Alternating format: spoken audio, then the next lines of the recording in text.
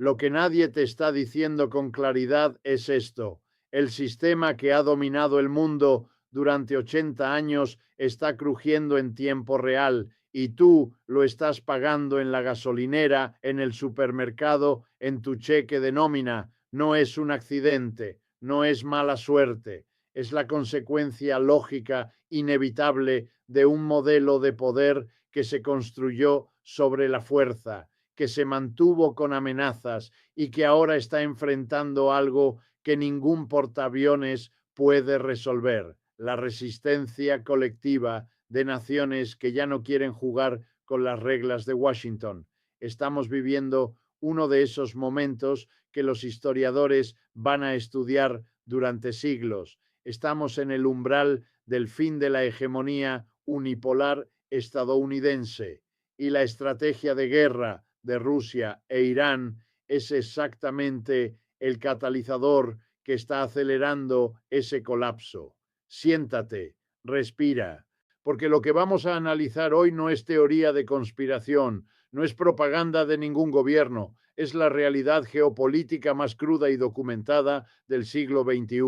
Y si vives en los Estados Unidos y nadie te lo ha explicado en tu idioma con honestidad y con profundidad, ese problema también es parte del sistema que estamos a punto de desmantelar con este análisis. Mira, para entender lo que está pasando hoy, tienes que entender algo fundamental sobre cómo funciona el poder en el mundo moderno. El poder no se trata solamente de bombas y soldados. El poder real, el poder que determina si tu familia come bien o mal, si puedes pagar la renta este mes o no, si el dólar en tu bolsillo vale algo mañana, ese poder se construye sobre sistemas financieros, sobre acuerdos monetarios, sobre el control de los recursos energéticos del planeta. Y durante los últimos 50 años, ese sistema tuvo un nombre específico, un nombre que muy poca gente conoce, pero que explica absolutamente todo: el petrodólar. En 1974, el presidente Richard Nixon despachó a su secretario de Estado, Henry Kissinger, a Arabia Saudita para cerrar un acuerdo secreto. Apenas 3 años antes, Nixon había suspendido la convertibilidad del dólar al oro, destruyendo el sistema de Bretton Woods, que había gobernado las finanzas globales desde la Segunda Guerra Mundial. Lo que Kissinger construyó en Riad fue la solución: un arreglo por el cual todos los países del mundo que quisieran comprar petróleo tendrían que hacerlo en dólares estadounidenses.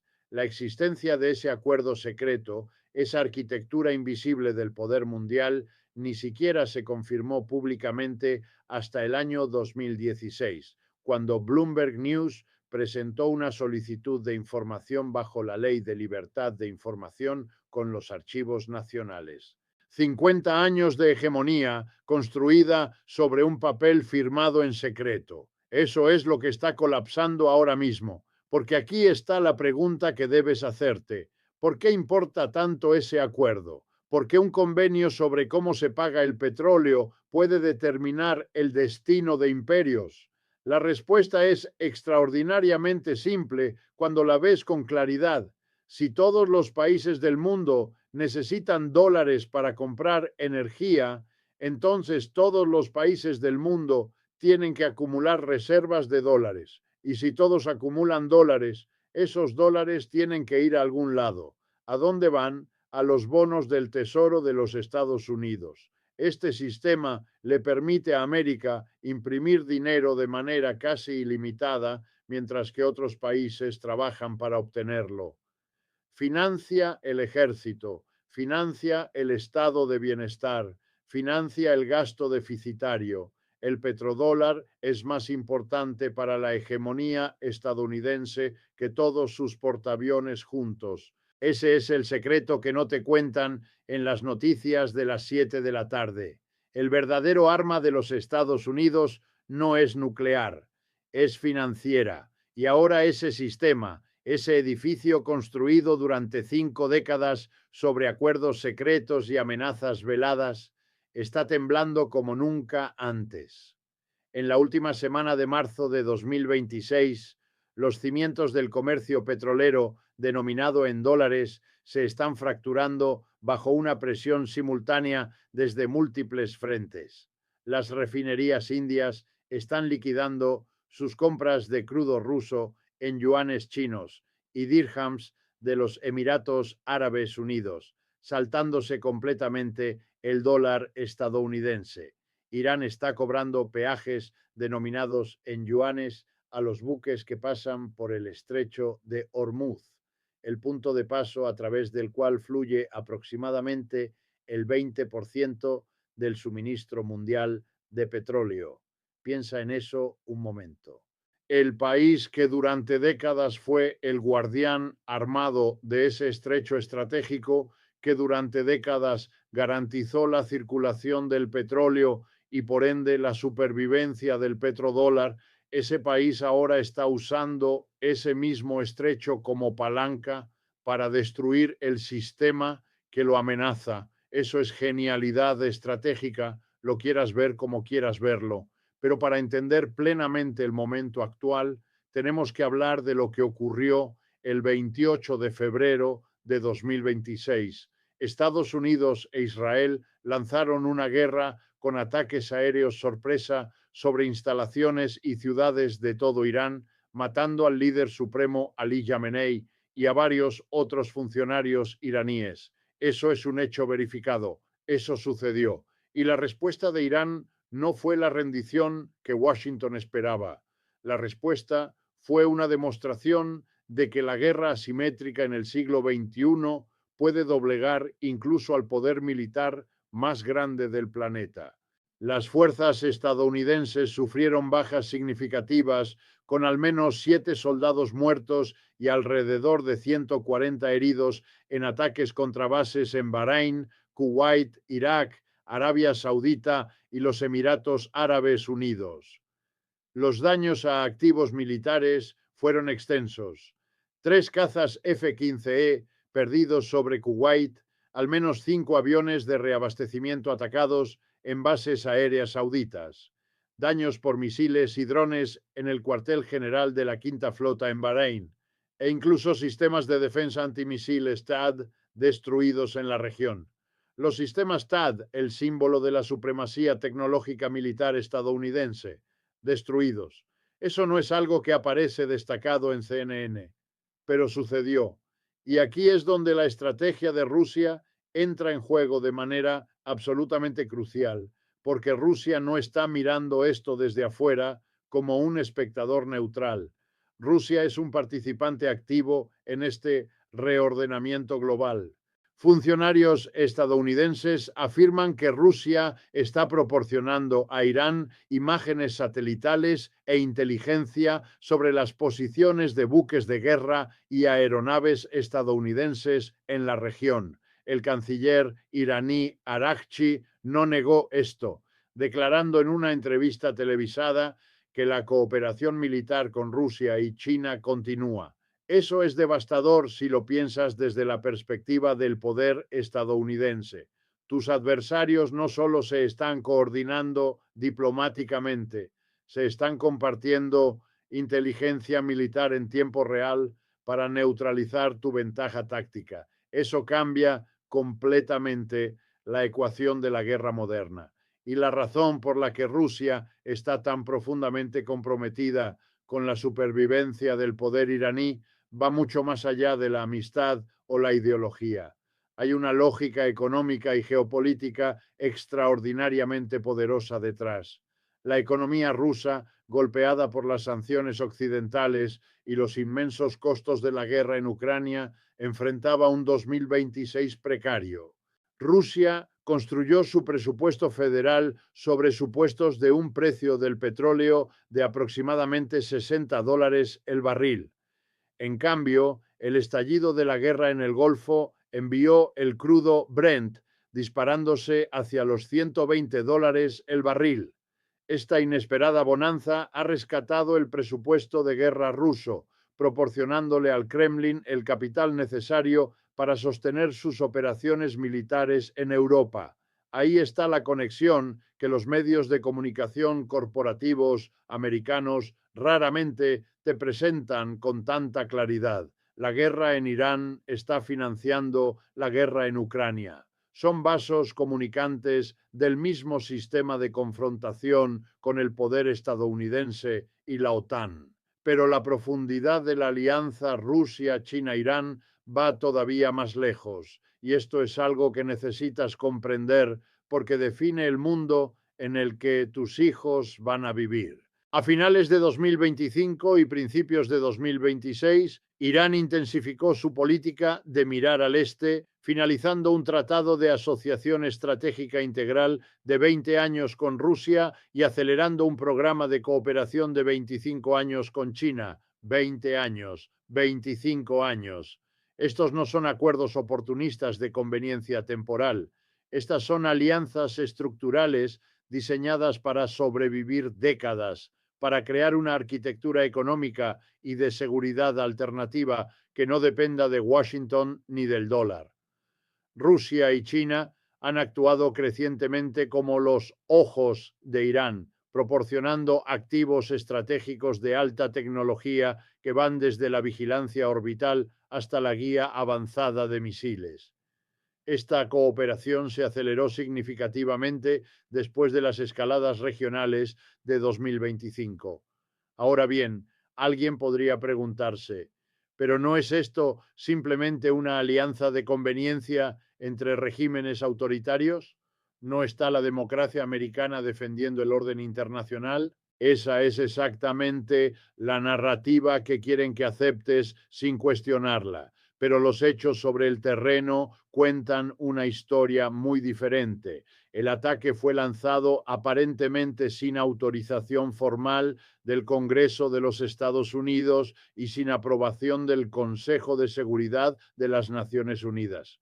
Las acciones que eluden los mecanismos internacionales establecidos inevitablemente plantean preguntas sobre las reglas que gobiernan el uso de la fuerza y la coherencia del orden internacional. Además, hay informes que indican que cuando se produjo el primer ataque, negociaciones entre Estados Unidos e Irán estaban en curso en Omán. Lanzar un ataque militar durante un compromiso diplomático activo socava la confianza en los procesos de negociación. Entonces, ¿quién está violando el orden internacional basado en reglas? ¿O es que las reglas solo aplican cuando le convienen a Washington? Esta es la pregunta moral más profunda de nuestra era y es la que Richard Nixon, Henry Kissinger y todos los arquitectos del sistema unipolar nunca quisieron que la gente común se hiciera con suficiente información para responder de manera consciente. Porque si la gente entiende realmente cómo funciona el sistema, si comprende que la deuda nacional de los Estados Unidos cruzó los 39 billones de dólares en marzo de 2026, justo en medio de la guerra con Irán, si entiende que ese número colosal es posible precisamente porque el petrodólar crea una demanda artificial de bonos del tesoro, entonces la gente empieza a hacer las preguntas correctas. La deuda nacional cruzó los 39 billones de dólares el 18 de marzo de 2026, una marca alcanzada apenas semanas después del inicio de la guerra en Irán. La velocidad de acumulación es asombrosa y el momento no podría ser peor. Los costos por intereses de la deuda se proyectan como la partida de gasto federal de crecimiento más rápido en las próximas décadas. Y los Estados Unidos ya han sufrido rebajas de calificación crediticia de las tres principales agencias calificadoras, S&P en 2011, Fitch en 2023, Moody's en mayo de 2025. Las tres agencias, el crédito de Estados Unidos rebajado por las tres grandes, eso no es una crisis manufacturada por adversarios externos, es el resultado de décadas de gastos militares excesivos y de un modelo económico que funciona para las corporaciones y los accionistas, no para la clase trabajadora. Y aquí es donde la conexión entre la guerra y la economía doméstica se vuelve absolutamente personal para cada familia que está viendo este video. porque todo esto que estamos analizando, estas maniobras geopolíticas que parecen ocurrir en un mundo lejano, tiene consecuencias directas en tu vida cotidiana en los Estados Unidos. Una disminución del dólar significa costos de importación más altos para los consumidores estadounidenses, potencialmente complicando la política monetaria de la Reserva Federal en un momento en que la inflación impulsada por la energía ya está resurgiendo. La inflación que sientes en el supermercado, en la gasolinera, en la factura de servicios públicos, no cae del cielo. Es el resultado estructural de un sistema financiero que está siendo cuestionado en sus mismas bases por el mundo entero. Necesitamos hablar también de Venezuela, porque la historia de Venezuela en enero de 2026 es inseparable de la historia de Irán y juntas ilustran con una claridad terrible la lógica del sistema que estamos describiendo. Desde 2018, Venezuela había buscado liberarse del dólar y empezado a aceptar yuanes, euros y rublos para reemplazar los dólares estadounidenses en el pago de su petróleo. Estaba buscando construir canales de pago directo con China que evitaran completamente el sistema SWIFT. ¿Y qué ocurrió? El 3 de enero de 2026, Venezuela fue invadida y el presidente Maduro fue capturado. El 3 de enero de 1990, Panamá fue invadida y Noriega fue capturado. 36 años de diferencia, casi exactamente el mismo día, el mismo manual, la misma excusa del narcotráfico, la misma razón real, el control de los recursos estratégicos y las rutas comerciales. El patrón es tan claro que ya no puede ser negado honestamente. El control del estrecho de Hormuz, un punto de paso a través del cual hasta el 30% del petróleo marítimo mundial fluye, es una preocupación vital de seguridad nacional estadounidense que las capacidades navales asimétricas de Irán amenazan continuamente. Neutralizar a Irán es la manera de maximizar la hegemonía estadounidense y demostrar que los Estados Unidos todavía tienen la capacidad y la voluntad de remodelar por la fuerza la geopolítica mundial.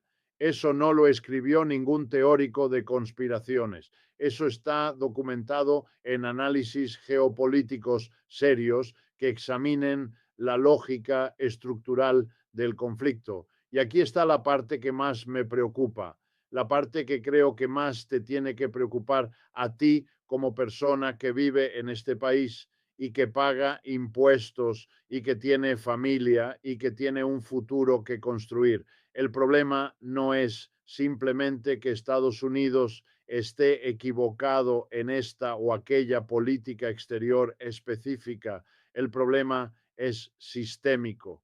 El problema es que el modelo mismo de hegemonía unipolar, ese modelo que se construyó sobre el petrodólar, sobre el control militar de las rutas energéticas, sobre la amenaza de sanciones económicas como arma de coerción política, ese modelo está generando sus propias contradicciones internas que lo hacen insostenible. Las sanciones, el congelamiento de activos, la confiscación de reservas internacionales en muchos países han estimulado definitivamente a los países a reflexionar sobre su dependencia de un sistema que consideraban neutral, pero que ahora, por el contrario, representa una amenaza para su soberanía nacional y sus políticas económicas. Eso no lo dice un gobierno enemigo, lo dicen economistas y analistas independientes que estudian el sistema financiero global. Lo que antes era una relación de coordinación cautelosa entre Rusia y China se está endureciendo en un alineamiento estructurado, reforzado por la interdependencia energética, la expansión de la cooperación en defensa y posiciones diplomáticas cada vez más coordinadas. Rusia, que posee la mayor base de recursos naturales del mundo, intercambia sus hidrocarburos por capital chino, tecnología y cobertura diplomática. Este intercambio no es una alianza de villanos de película, es una respuesta racional de dos potencias que han observado lo que le pasó a Irak cuando Saddam Hussein anunció que vendería petróleo en euros, lo que le pasó a Libia cuando Gaddafi propuso una moneda africana respaldada en oro, lo que le pasó a Venezuela cuando quiso comerciar en yuanes. El mensaje ha sido consistente durante décadas. El que desafía el petrodólar paga un precio terrible. Y ahora, por primera vez en la historia moderna, hay coaliciones lo suficientemente poderosas como para desafiar ese sistema y sobrevivir al intento. El sistema del petrodólar, el acuerdo que durante décadas requirió que el comercio energético global se realizara exclusivamente en dólares estadounidenses, se está desmoronando. Lo que comenzó como un movimiento estratégico para neutralizar amenazas regionales ha evolucionado en el catalizador definitivo para un mundo multipolar, donde el poder se distribuye en múltiples centros globales y el dominio incuestionable del dólar estadounidense está evaporándose rápidamente. En marzo de 2026 solamente el sistema Enbridge procesó más de 55.000 millones de dólares en comercio, demostrando que los canales digitales alternativos han madurado hasta convertirse en un escudo efectivo contra la presión financiera occidental. 55.000 millones de dólares en un solo mes, fluyendo fuera del sistema financiero controlado por Washington. Esto no es marginal, esto no es simbólico, esto es infraestructura financiera alternativa que ya está operando a escala real. Las naciones BRICS ahora representan más del 40% de la población mundial y tienen un PIB global agregado del 31.5%. Y este bloque continúa expandiéndose, continúa construyendo instituciones alternativas, continúa creando los mecanismos financieros que le permiten operar independientemente del dólar y de las amenazas de sanciones estadounidenses. El New Development Bank, el Banco de Desarrollo de los BRICS, ha establecido como objetivo realizar el 30% de sus préstamos en monedas locales de los países miembros para 2026, reduciendo la exposición a las fluctuaciones del tipo de cambio y fomentando una mayor autonomía económica. Pero seamos completamente honestos, porque la honestidad intelectual es lo único que vale en este tipo de análisis. El dólar no va a desaparecer mañana. Los sistemas hegemónicos raramente colapsan de repente. Con mayor frecuencia se debilitan gradualmente a medida que la confianza en el poder dominante disminuye.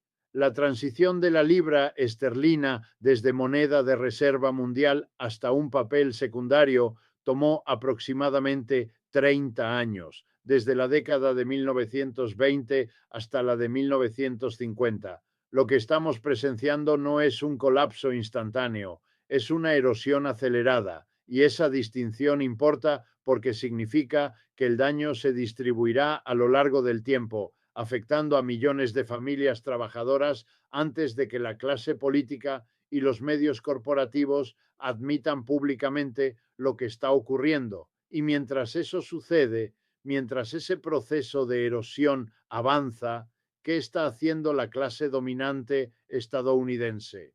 La estrategia de América como acosador del mundo, la estrategia del hegemón depredador, busca acuerdos que garanticen la redistribución de los recursos de los estados en favor de los Estados Unidos, acuerdos que solo pueden lograrse bajo amenaza de castigo. Rehúsa y te dolerá mucho. 40 países firmaron grandes acuerdos en los primeros 6 meses de la nueva presidencia, pero Irán y Venezuela se negaron y pagaron el precio que el sistema exige de quienes se atreven a decir que no. Lo que nadie en los medios corporativos estadounidenses quiere discutir abiertamente es la paradoja fundamental de este momento histórico. Al intentar preservar la hegemonía mediante la fuerza militar, Washington puede estar acelerando exactamente el colapso que busca evitar. La guerra está demostrando que la hegemonía estadounidense en el Medio Oriente no es inmutable y que la combinación de tácticas iraníes asimétricas, hostilidades regionales y vulnerabilidades logísticas podría forzar una recalibración de la postura estratégica de los Estados Unidos en toda la región. Cada base atacada es una pregunta que los aliados regionales se hacen en voz alta. ¿Realmente nos protege Washington o nos convierte en blancos? Durante décadas, la presencia militar estadounidense en el Golfo fue vista por los gobiernos regionales como una póliza de seguro contra amenazas externas. Pero la guerra actual está planteando una pregunta difícil para esos mismos gobiernos. ¿Albergar bases americanas ahora los hace más vulnerables en lugar de más seguros?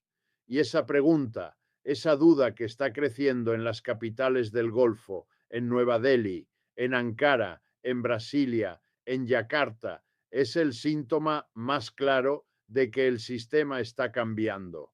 Porque la hegemonía no se sostiene solo con portaaviones, se sostiene con legitimidad, se sostiene con la creencia generalizada de que el poder dominante representa un orden que beneficia a todos, o al menos que protege a quienes están de su lado, y esa creencia se está erosionando de manera visible e irreversible.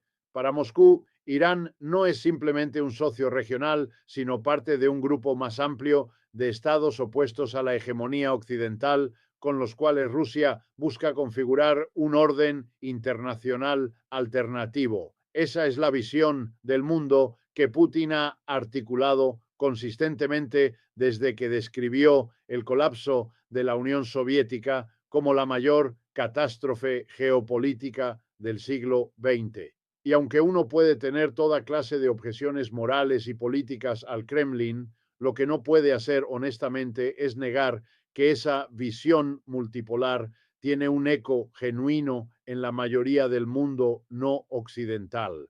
Porque cuando el 70% de la humanidad mira el sistema unipolar liderado por Washington, no ve democracia y libertad, ve sanciones que empobrecen a poblaciones enteras, ve invasiones que se justifican con pretextos que luego resultan falsos, ve un sistema financiero que extrae riqueza de la periferia hacia el centro. Si Estados Unidos e Israel logran degradar la posición estratégica de Irán, la idea de un orden multipolar pierde fuerza ideológica, porque la guerra no solo redefine el equilibrio material, sino también la legitimidad de las grandes narrativas estratégicas, y eso es crucial. No es únicamente quien gana en el campo militar, sino quien logra imponer la historia dominante sobre lo que significa poder legítimo en el siglo XXI. Y en esa disputa las narrativas pesan tanto como las armas. Y aquí es donde la gente común, la clase trabajadora, quienes viven de salarios y no de activos financieros o complejos industriales, tiene un papel real, porque los cambios en el orden global no son juegos de élites aisladas, sino procesos que determinan condiciones materiales de vida para miles de millones y solo pueden entenderse con análisis serio, datos verificables y la voluntad de seguir la lógica, incluso cuando incomoda, no con titulares superficiales ni ruido digital. Lo que vemos con Rusia, Irán, China, los BRICS, el petrodólar, la deuda y los conflictos globales es un solo proceso histórico de transformación del orden mundial, sin reversa, donde el sistema previo ya no existe y lo que emerge es incierto, complejo y potencialmente peligroso, pero también abierto a posibilidades nuevas. Y la pregunta central no es qué país gana o pierde guerras, sino qué papel quiere jugar esta nación en un mundo que avanza hacia la multipolaridad, si seguirá actuando como gendarme de un orden en declive o si podrá adaptarse a relaciones basadas en reciprocidad y respeto en lugar de coerción, porque esa es la decisión histórica que se está tomando ahora mismo y el tiempo para decidirlo se reduce rápidamente.